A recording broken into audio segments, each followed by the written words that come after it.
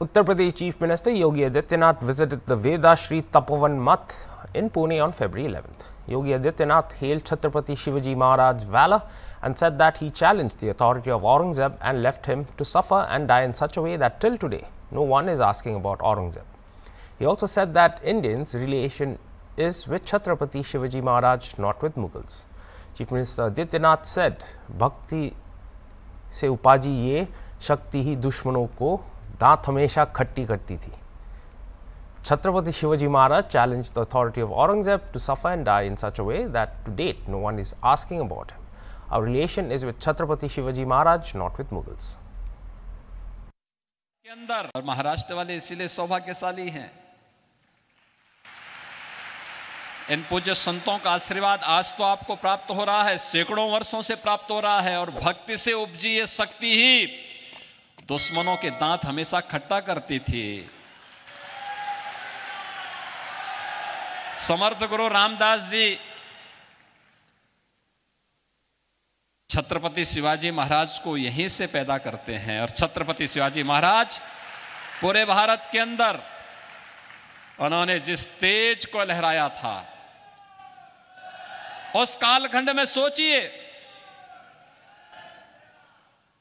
औरंगजेब की सत्ता को चुनौती देते हुए औरंगजेब को उन्होंने तड़पने और मरने के लिए ऐसा छोड़ दिया कि आज तक कोई पूछ नहीं रहा है।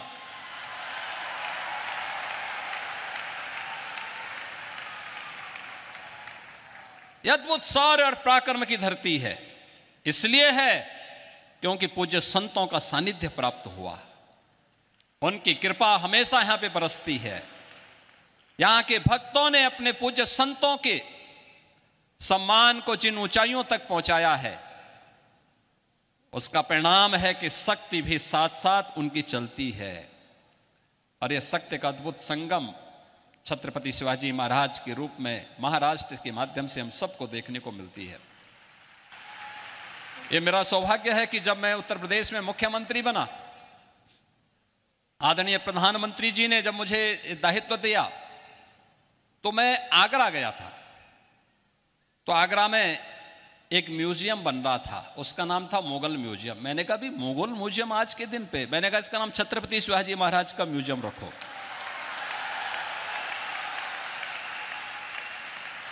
हमारा संबंध छत्रपति शिवाजी महाराज से है, हमारा संबंध मुगलों से नहीं है। और इसलिए छत्रपति शिवाजी महाराज के नाम पर जाना जाएगा ये म्यूजियम। और छत्रपति शिवाजी महाराज की स्मृतियों को वहां पर सजोने का कार्य पूरी भव्यता के साथ आज हम लोग उसको आगे बढ़ाने का काम कर रहे हैं। आदरणीय प्रधानमंत्री जी ने उत्तर प्रदेश में एक डिफेंस कॉरिडोर की घोषणा की। यह डिफेंस कॉरिडोर भी छत्रपति शिवाजी महाराज को ही समर्पित है। भारत की रक्षा सेनाएं आत्मनिर्भरता के लक्ष्य को प्राप्त होंगी, इस दिशा में कार्य भी वहां हो रहा है।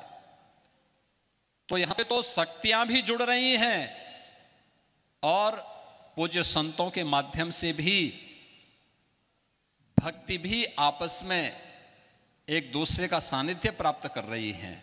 और इसी का परिणाम है, जब ये शक्ति मिलेगी, भक्ति और शक्ति का अद्भुत संगम होगा, तब 500 वर्षों की गुलामी की दास्ता से मुक्त होकर के अयोध्या में राम मंदिर का भव्य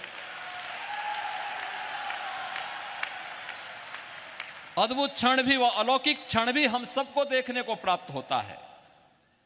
हमारे पूज्य संतजन मंच पर भी बैठे हैं, सामने भी बैठे हैं। इनके सानिध्य में प्रधानमंत्री मोदी जी के कर कमलों से, उनके परम पुरुषार्थ से 22 जनवरी 2024 की जो तिथि हम सबको अयोध्या धाम में देखने को मिली थी, अद्भुत है।